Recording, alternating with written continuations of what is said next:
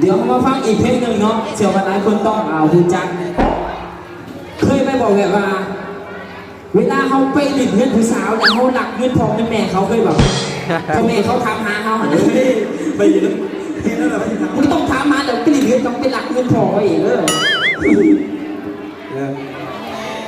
เดี๋ยวมาซีมาฟังเพลงสุดท้ายเนาะเพราะว่าเวลาที่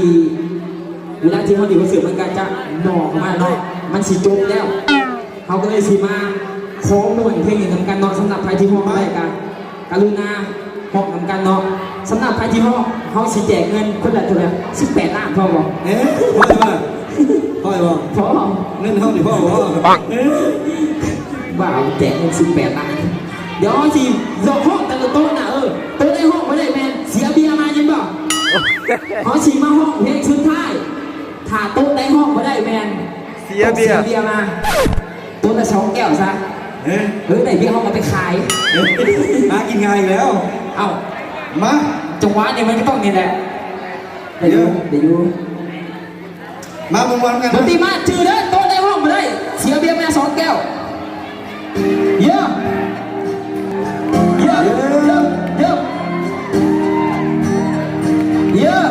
เดี๋ยวว่าเชื่อแต่โต๊ะในห้องไม่ได้แต่ว่าเตรียมโต๊ะพวกควรเอาเยอะพ่อแม่ถามลงมาเลยไปใส่แล้วนะเยอะตอนนี้ก็ยังไม่ยามนะเลยอยากให้เจ้านั่นล่ะมาช่วยกัน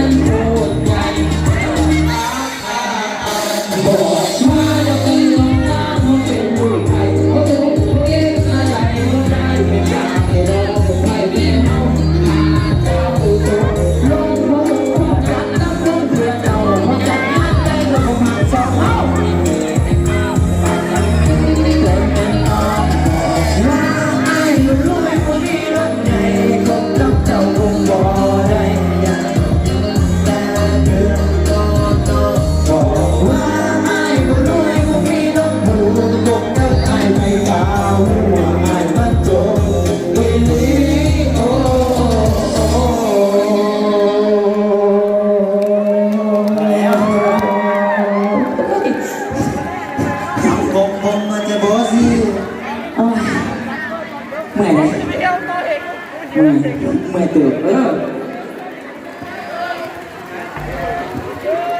การโชว์ของเขากับสีจบไปเพลงแถวนี้เนาะเพราะว่าสำหรับลูกค้าท่านใดที่มักบรรยากาศแบบนี้เขาขอเชิญห้างอยู่เลยเนาะเพราะว่าบรรยากาศมันเย็นสบายดีนะตากหมอกปีใหม่แห้งเหมาะสำหรับบรรยากาศเลยนะพาผู้สาวมาแบบตากหมอกเอาเขาดาวเลย มันหนาวไหมหรอ แต่ว่าต้องถือผู้มานั่งเลย พอได้ยกเขา พอดีจุกเด้เอาการโชว์ของเขาการสิโจมันเพียงสำเนียงเนาะถ้าผิดพลาดประการใดก็ขอโทษขออภัยกับทุกท่านหลายๆเนาะเพราะว่าพวกเขาก็เป็นนอกใหม่กับโบแมนทุกคนกับโบแมนนำห้องนะ